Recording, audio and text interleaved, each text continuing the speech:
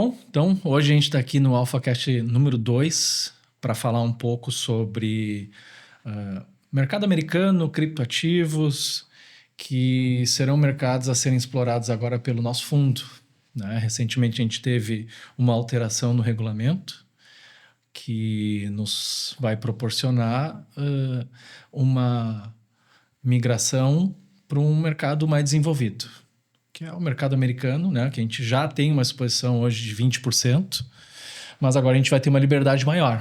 E também por conta de uma performance muito positiva que a gente vem tendo nas nossas posições offshore.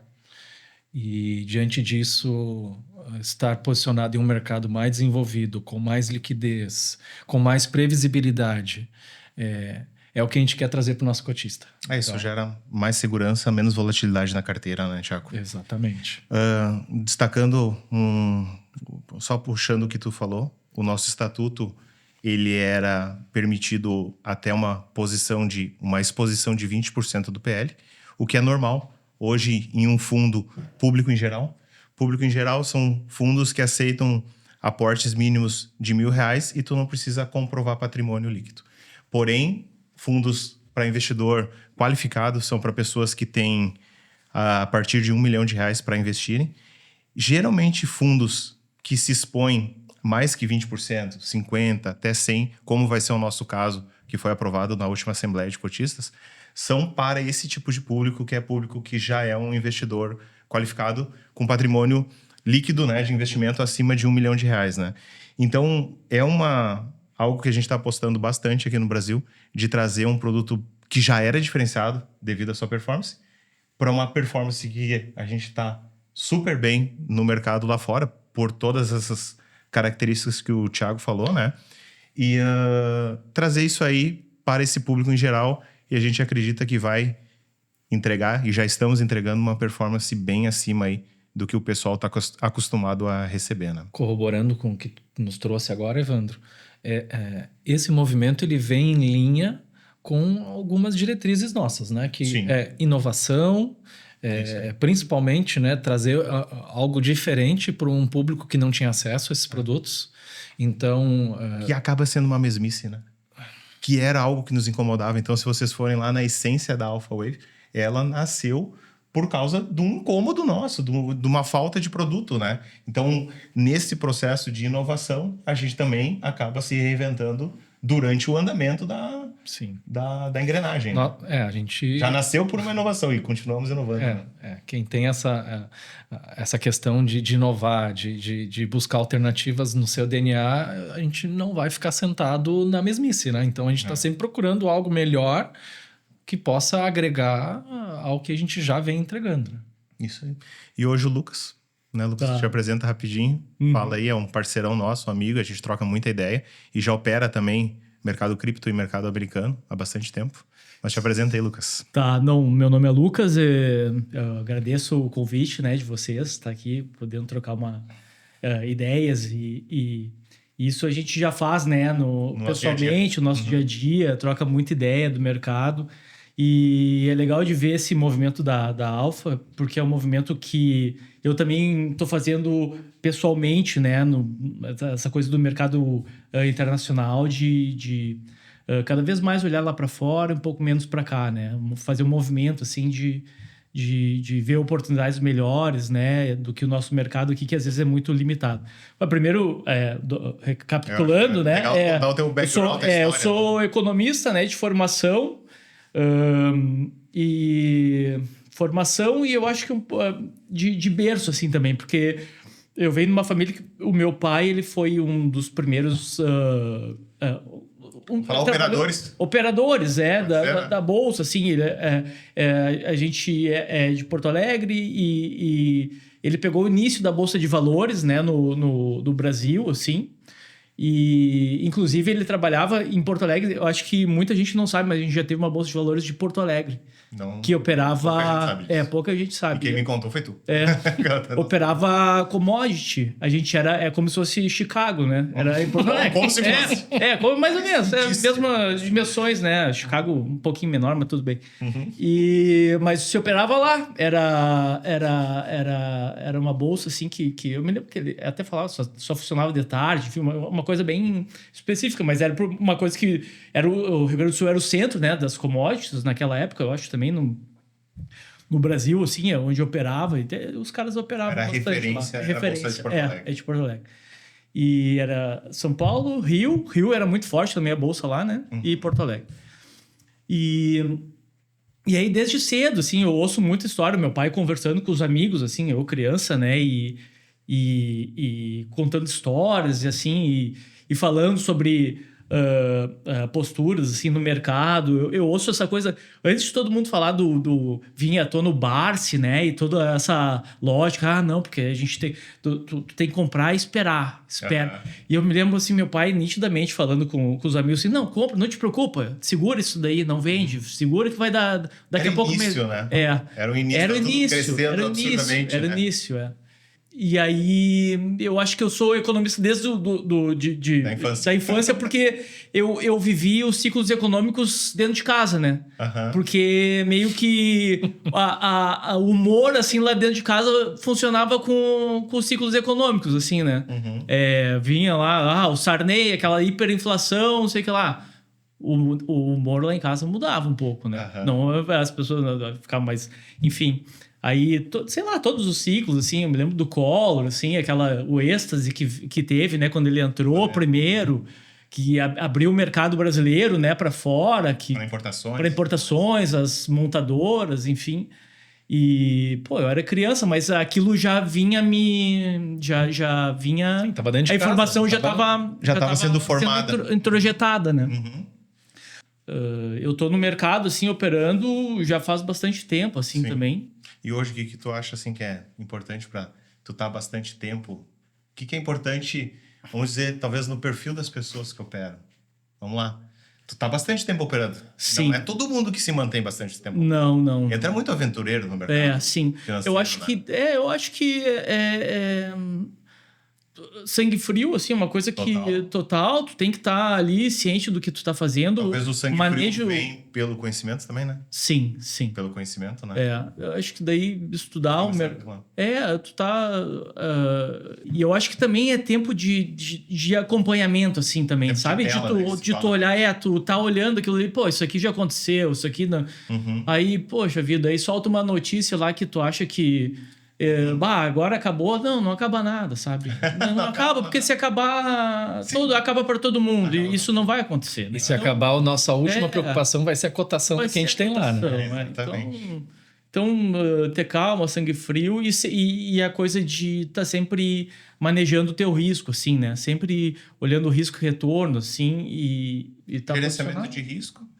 Manejo e essas coisas. E inclusive foi isso que me fez entrar na coisa das opções, né? Porque as opções te dão a possibilidade de tu... É um mundo muito mais sofisticado, mas que tem infinitas possibilidades. Sim, tu cria a tua estrutura. Sim. E tu consegue manejar teu risco muito bem com as opções, né? Então, isso eu acho que é primordial, assim, para quem tá na bolsa, assim, e quer tá exposto, assim, daqui a pouco, tu sabendo usar as opções, tu tá jogando a teu favor, assim. Sim. Né? E hoje tu tá operando o quê? E hoje, assim, falando do mercado externo, né? Se quiser só falar do brasileiro, depois nós também vamos falar. Não, assim, eu acho que depois da gente operar só mercado brasileiro, assim, eu tomei algumas porradas, assim, no meio do caminho, né? Uma delas foi... mundo, né? Quanto maior tempo de exposição, mais porrada tu vai tomar, né? Uma delas com relação à liquidez, né? Que foi, assim... aqui o nosso mercado é muito limitado. Isso né? é um assunto importante para depois nós comparar. E as coisas que eu mais me apertei, assim, aqui foi por causa de liquidez, assim, de ter que sair de uma posição rápida, não porque eu queria, mas porque eu ia ver que a porta não ia estar ali mais, e, né? E daí tu não tem a contraparte, tu paga um preço mais caro, aí né? o preço só aumenta, né? Se tu não tem a liquidez, não tem quem faça a contraparte para ti... Fica na mão do market maker, Fica na mão do market maker. Então, essas coisas foram me levando, assim, a estudar outros mercados. E aí, acabei conhecendo o mercado americano, assim, estudando mais profundamente, né? E, nossa, aquilo lá é o que o pessoal fala, é o parque de diversões, assim, para quem trabalha no mercado financeiro, né? Porque a liquidez na maioria dos papéis, assim, que são... muita coisa que é negociada lá fora, né? Tudo tem liquidez, né? Tanto de spreads quanto de duration, né? Tipo, poxa vida, tem opções que tu negocia daqui para 5 anos, né? Um troço que no Brasil é 2 meses, sabe? Não pega 2 meses. E quando pela mesa de operações das corretoras, tu até consegue, mas aí tu paga caro, né? Um troço absurdo. Eles te cobram o preço que... Às vezes é necessário criar o strike, e aí tu vai no preço de tela que eles vão determinar, então tu ficou 100% na mão dos caras. Isso só contribuindo, né? Mas tem uma grande diferença, muitas vezes, em cima das ferramentas que às vezes um fundo tem e as ferramentas que a pessoa física tem disponível, né? Operando como fundo, isso é uma das coisas que mudou para nós. Hoje a gente consegue abrir strikes, abrir posições, fazer, não ficar tão rendido numa rolagem que possa acontecer por não ter liquidez, e a gente paga o preço justo. Porque a gente consegue a contraparte. Mas isso no universo como um todo, principalmente pessoa física, né? Que daqui a pouco, se o pessoal começar a operar, vai ver que isso não existe, né? Mas só quando tu chega no nível institucional, né? Pessoa física, tu é o último da fila, assim, né? O institucional tem direito a acessar os produtos e tal, aí pessoa física fica lá no fim da fila. Sim. Isso aí. Fica dependendo... É o que sobra, né, cara? É o que sobra. É o que sobra. E às vezes o que sobra já é bom, né? Vamos lá, né? Se tu souber fazer, né? É o que a gente fala sempre, né? Exige talento ali. O que importa, o que é importante é sempre tu tá fazendo a estratégia correta, né?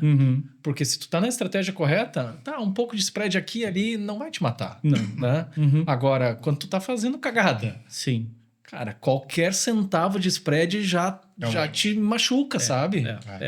Até porque quando tu estiver fazendo alguma coisa errada, provavelmente tu aumentou a tua posição além do que tu poderia, e aí qualquer margem... Qualquer centavo, às vezes, é bastante dinheiro. É muito dinheiro, né? E aí outra coisa que também, assim, por filosofia, assim, né? Eu acho que eu fui pro mercado lá fora também...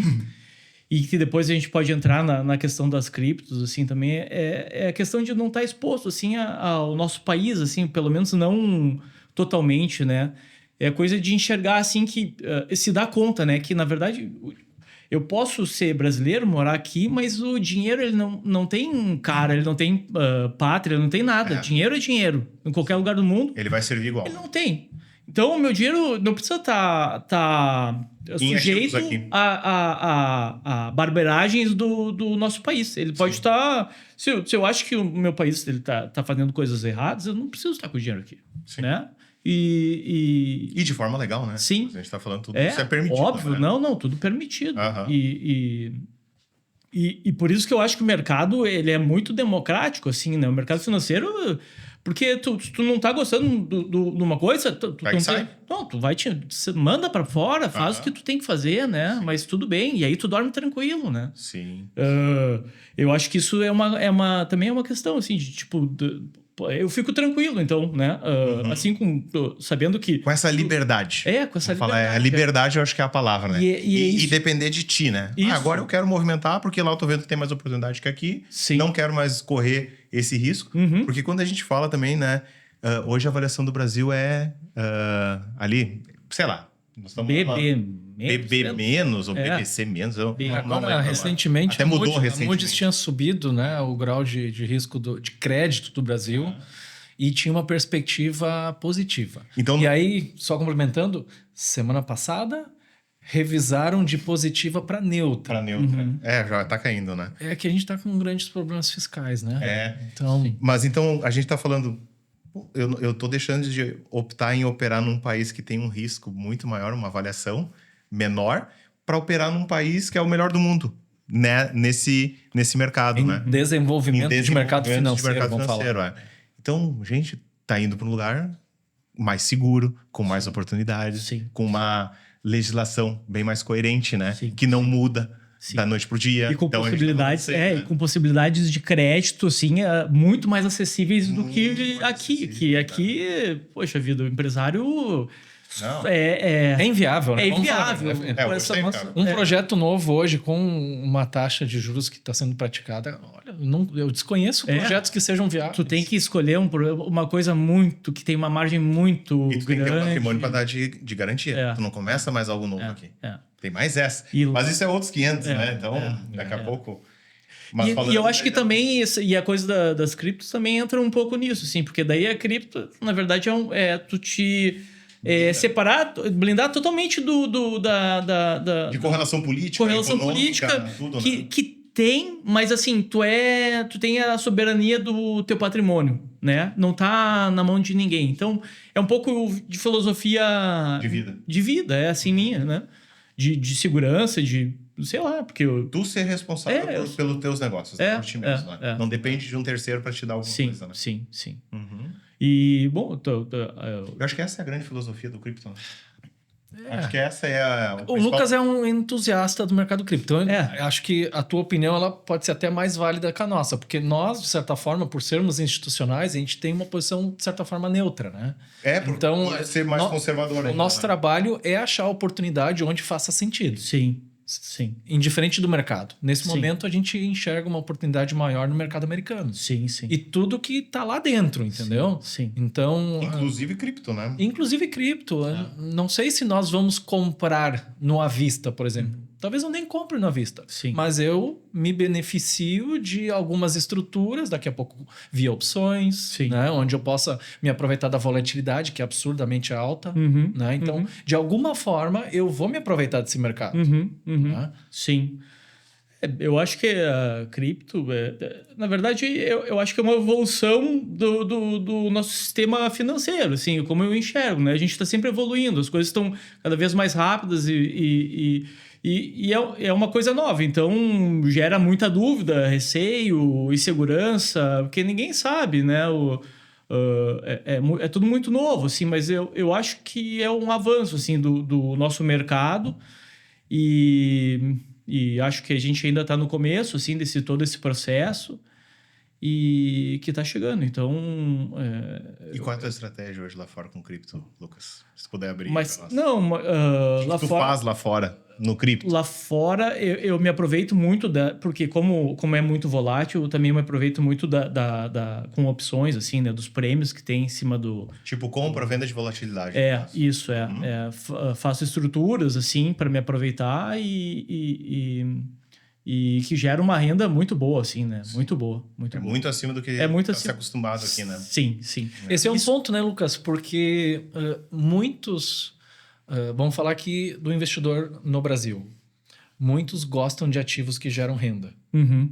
Sim. E cripto é uma moeda. Né? Então, uma moeda ela não te gera dividendos, ela não te gera pagamento de juros. Sim. Ela é uma moeda, ela tem o seu valor. É porque a gente não consegue emprestar ainda, né? É que a gente está no começo.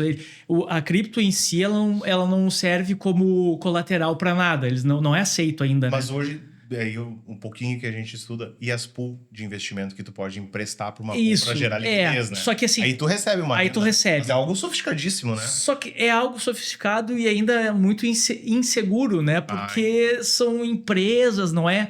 O que aconteceu agora o que aconteceu agora com esses ETFs, né, que entraram, que toda essa inovação no mercado americano, né, que cara, um monte. De novo tá sempre à frente de qualquer mercado e dita a regra, né, de tudo do jogo, né?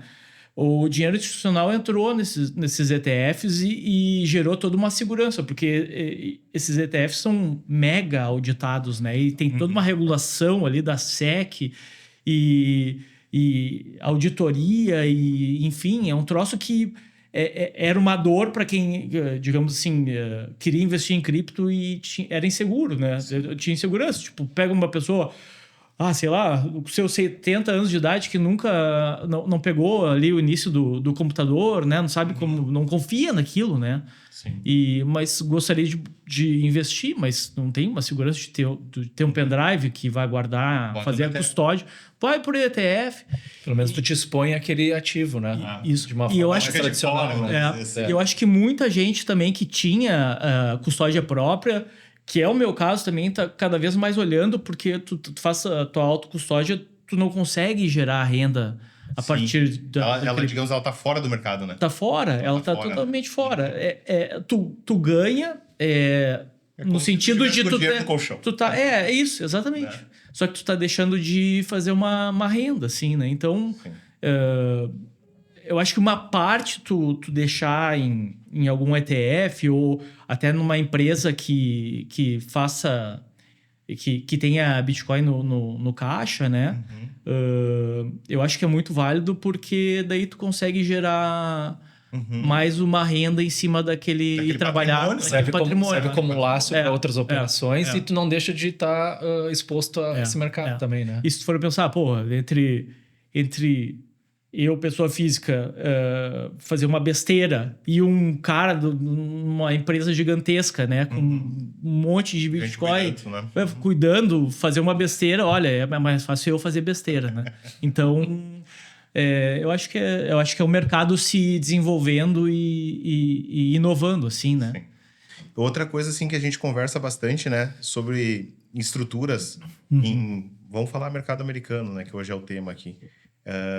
Estruturas delta neutro, né? Sim. Que são estruturas onde a gente não tá nem para o mercado para cima, nem para baixo, mas um mercado que teoricamente vai ficar lateral por um tempo e a gente vai ganhar com o passar do tempo nessas posições.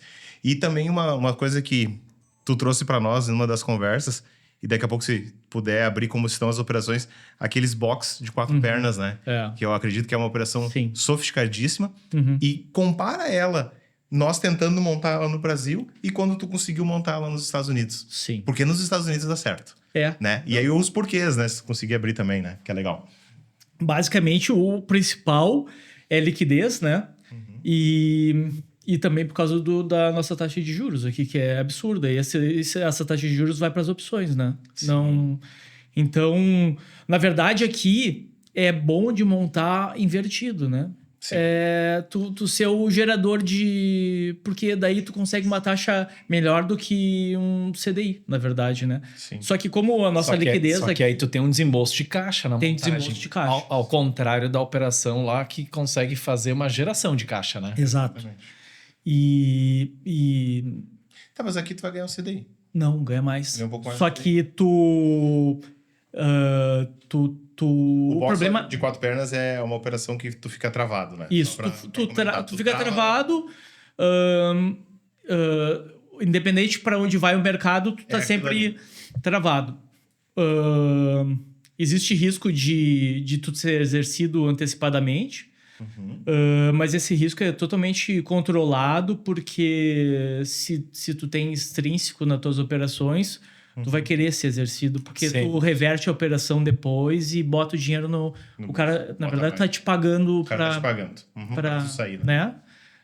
Claro, sempre controlando a tua margem ali, né? Então, enfim. Mas, assim, da minha experiência, já fui exercido lá fora, assim, e... Teve uma vez que tu boa. Isso é outra coisa. Semana, né? Sim, 2 vezes. Duas vezes porque eu não acreditei. sempre deu certo, né? Eu não acreditei, assim, que o cara me exerceu e eu fui de novo. E eu disse, mas é meio marcante se tu receber aquele e-mail, né, da corretora, se você foi exercido. E ainda em inglês, medo, né? E tu não tem que falar, meu Deus do céu, cara. Não sei nem como explicar esse troço. Vou explicar pro cara em inglês lá, mas tudo bem. Mas e o cara com uma calma, assim, não, o senhor foi exercido, mas o senhor tá protegido com essa outra put, no caso. Então, o senhor não se preocupe que a margem está garantida, não tem problema. Aí eu fui lá, só reverti remontou ela. Remontei. Aquela que foi exercida. Independente, assim, tu abre a conta, o teu saldo tá lá, pá! Mas na verdade foi bom, porque tu recebeu, zerou o teu extrínseco e tu montou de novo, né? Recebeu o extrínseco de novo? E recebeu de novo na montagem. E então é totalmente controlável, assim. E por ter essa taxa de juros lá agora tá mais alta que o normal, né? Mas ainda é muito baixa para nós, né? Para nossa realidade aqui, os 4 e pouco ao mês. Então, ao ano, né? Então, gera a possibilidade de levantar um caixa enorme. Sim. Isso é outra coisa, porque aqui as margens são muito apertadas. Lá fora, como é muito dinheiro circulando, o crédito é muito mais fácil, né? Sim. É muito mais fácil. Eles então, não têm tanta gente para emprestar, então eles têm que ser mais competitivos, né? Essas posições que se abre lá fora, eles te deixam abrir, tipo, 25 vezes o notional da tua posição, né? Então, é assim, é bom e é ruim, né? É bom e é ruim, porque... É bom e é ruim, tipo pode assim, estão dando a corda, né? Tu fica com medo de abrir até aquilo, mas... se tu tá travado, né? Não tem problema. Exatamente o box. Mas é assim, é muito dinheiro que tu tem acesso com um valor em conta, assim... Razoável. E eu trouxe que é impensável, assim, no nosso mercado aqui. Isso não tem como abrir. Nem existe, né? Por isso que a gente volta lá atrás, né? É um mundo de oportunidades que se abre que a gente não tem acesso aqui no Brasil. Não tem. Né? Daqui a pouco tu pode usar até para financiar um novo projeto, né? Sim. Se tu pegar, né, os fundos lá de fora, né, gigantescos, eu trouxe uns valores que a gente nem... Poxa vida, se a carteira deles lá é... sei lá, é 90% em ações lá americanas e 10% vai para o resto do mundo e vai 0,5% para o Brasil, sabe? Sim. Por que eu vou estar alocado 100% na minha carteira no Brasil? Porque eu moro aqui. Não faz sentido, né? Não faz sentido.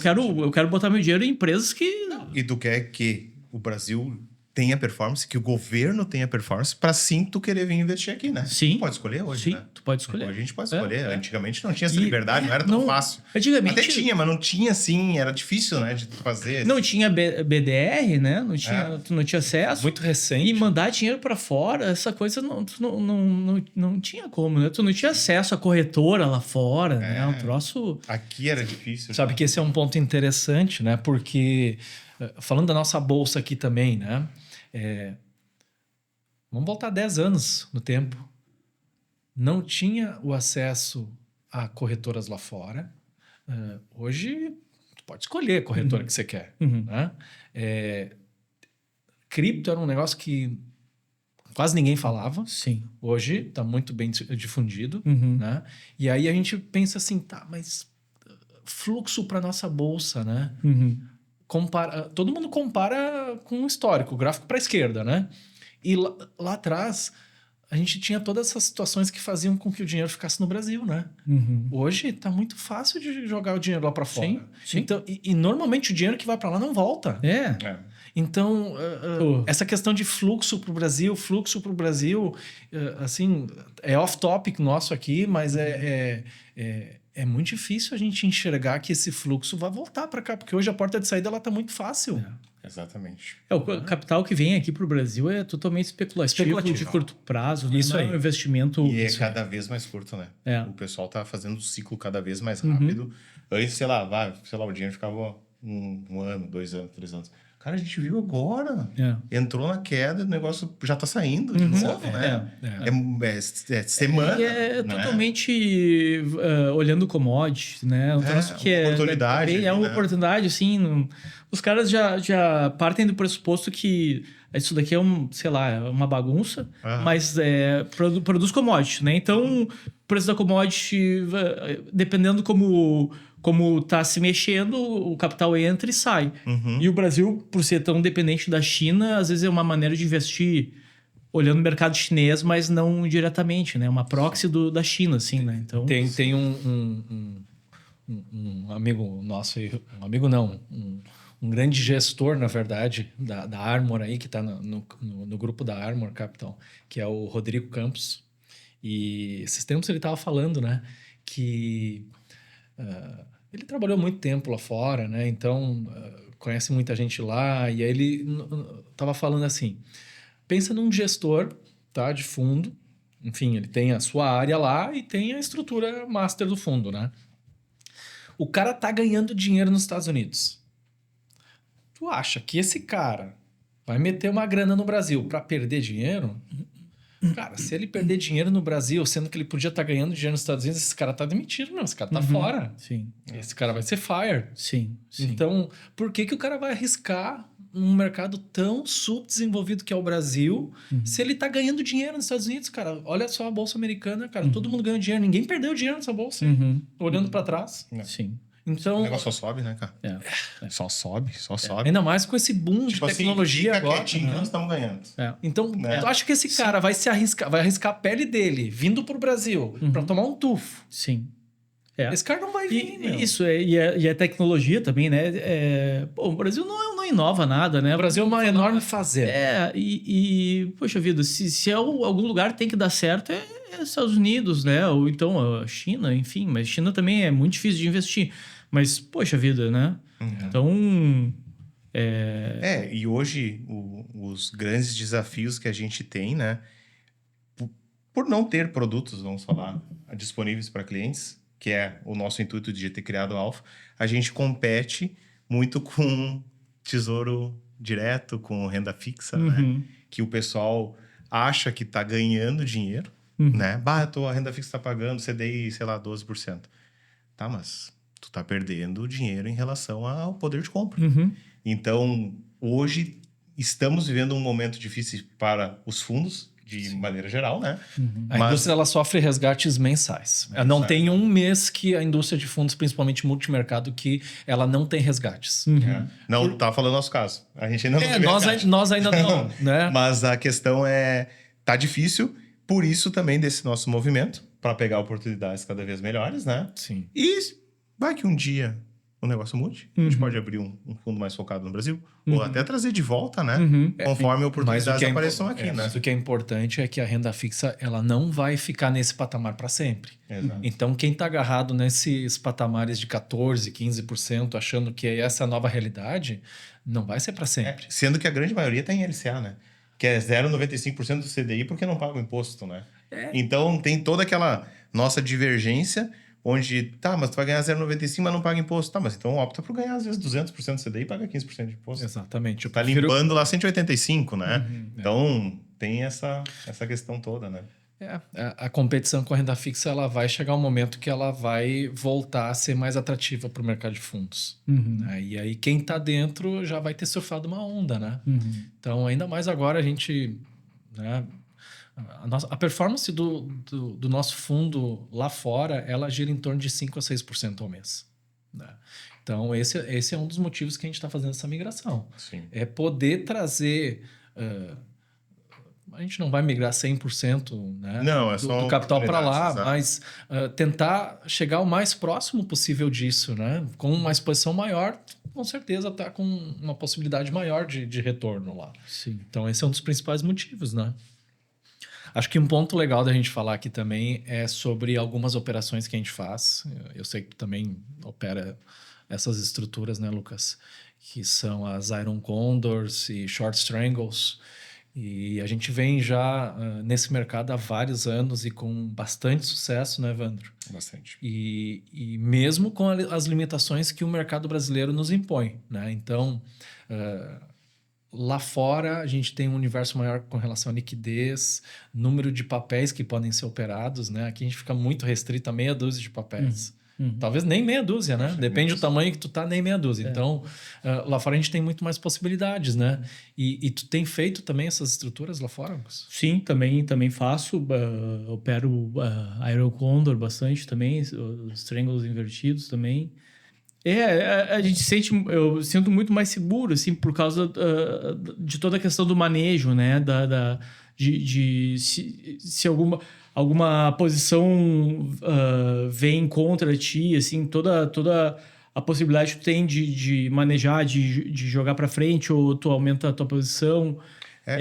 Isso foi bem legal que tu falou, né? A gente até estava comentando antes de iniciar a gravação que o grande segredo de qualquer operação é o manejo, né? Sim. É tu defender a posição, porque uma hora ou outra ela vai ser testada.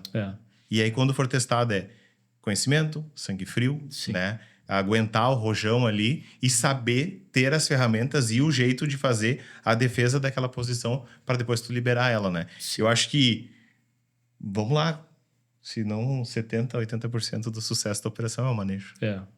Porque a gente, por exemplo, quando escolhe entrar numa operação, a gente escolhe operações que são acima de 85% de chances de darem certo. Dentro da nossa estatística, a gente calcula, olha, essa aqui tem 85% de chance de dar certo, a gente entra, geralmente a estrutura funciona, mas muitas vezes não, poucas vezes, um dos lados vai ser testado, principalmente no Iron Condor.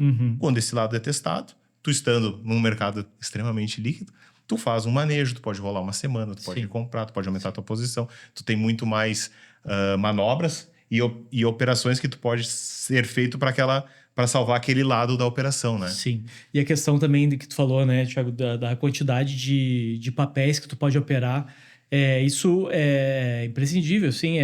Dizem que o sucesso do operador de opções tá em tu operar pequeno muitas vezes, né? Mão pequena muitas vezes, né? Tu joga a favor da estatística. Isso. Então, aqui no Brasil, isso é praticamente impossível. Tu tem que operar 3, 4 papéis que tenham alguma liquidez. E aí tu tem que pesar a mão, senão tu não opera, né? Então... E sem contar que tu tá operando e tu tá ganhando 2% em dólar ou 2% em dólar. Exato. Então, em dólar... E tem toda a questão da moeda que... Fatalmente impacta, né? A moeda de um país é a moeda, mas a sua taxa de juros, né? Então, dá pra ser... Se nós estamos pagando 14,75, quer dizer que a nossa moeda não é nada, né? É uma porcaria, né? Então... Então, é isso, né? É isso aí. Aqui, tá, né, nesse link de disponibilidade de papéis no Brasil, né? É impressionante como a gente se limita a 3 a 4 papéis mesmo, né? E aí, a diversificação, que a gente, né, tanto fala e que nos traz mais segurança, ela acaba não acontecendo, né? Né? Então, a gente tem BOVA11, que, né, é o ETF da Bolsa, que tem uma liquidez ok.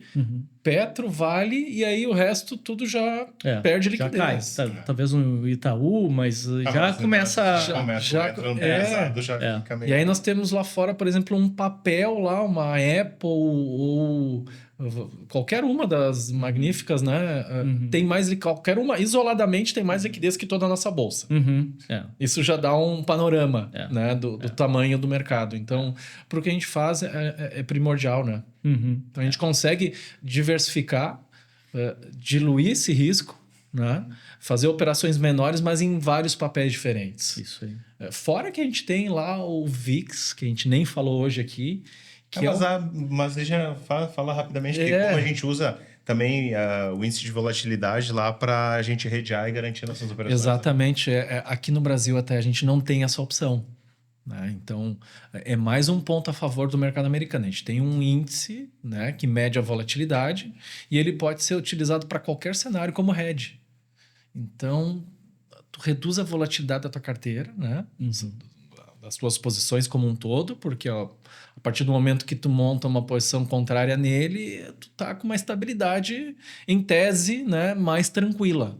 Então, é mais uma ferramenta que a gente tem disponível para se proteger, para garantir o PL dos cotistas. Exato. Né? Então, é um mercado que vai trazer muito mais segurança, mais rentabilidade e a gente não vê por que não se expor mais a esse mercado. Lucas, acho que é isso, cara. Considerações finais? Seguir firme e forte, Bitcoin, 500 mil? A cripto, eu acho que por eu estar um bom tempo já nesse mercado, eu acho que eu criei uma, dá para dizer assim, uma casca, né? Então, essa oscilação de preços, eu costumo nem ficar acompanhando assim tão, sabe? Não me afeta tanto, porque eu já vi subir 700% e depois volta tudo, né? Então, tu acaba não se importando tanto com a oscilação e olhando mais para um longo prazo, né? Tu tem que olhar para a tecnologia em si, né? Do ativo, né? Qual é o fundamento dele? Eu acho que é a tecnologia em si. É o blockchain. É o blockchain. É o quanto ele ajuda a evoluir todo o nosso mercado financeiro, né? E tudo que ele... que está sendo criado junto com ele, a partir dele, né? Então, isso. Tanto é que hoje tu tem os smart contracts, né? Tem Sim. tudo isso aí que fica em blockchain, É. que foi iniciado no Bitcoin, e aí veio pro Ethereum, e essa rede Ethereum está se consagrando também nessa parte de documentos. Né? Sim. Não só moeda, né? Não. Ela tem uma utilidade mais... assim... Bem mais abrangente. do que o próprio Bitcoin. Obrigado, Lucas. Não, eu que agradeço. Obrigado o bate-papo. Sempre bom estar aqui trocando uma ideia com Show. Thiago. Não, é isso então. Foi bom estar aqui conversando um pouco sobre as possibilidades que a gente vai estar explorando a partir de agora, né? Eu acho que os nossos cotistas podem ficar bem esperançosos, porque esse é um novo marco que o AlphaWave vai estar surfando. A gente está bem entusiasmados, né? E convictos do que a gente está fazendo, da nossa estratégia, e a partir dessa exposição maior ao mercado americano, principalmente, a gente vai querer ligar o foguetinho. Isso aí. Daí, para quem está se perguntando também como investir, hoje a gente tem, dentro no nosso próprio Instagram, tem os links para abrir a conta, para investir. Toda essa parte de mandar dinheiro para Estados Unidos, aplicar lá, isso a gente faz. Então, o cotista não precisa entender tão profundamente da operação em si, mas sim entender o nosso conceito, o porquê que a gente está querendo abrir o mercado lá. E eu acho que foi falado, né, durante a gravação aqui. E aproveitar para convidar todo mundo a investir na AlphaWave, né? E agradecer o tempo e a paciência nos ouvindo aí. É isso aí. Tá bom? Obrigado. Valeu. Obrigado, gente.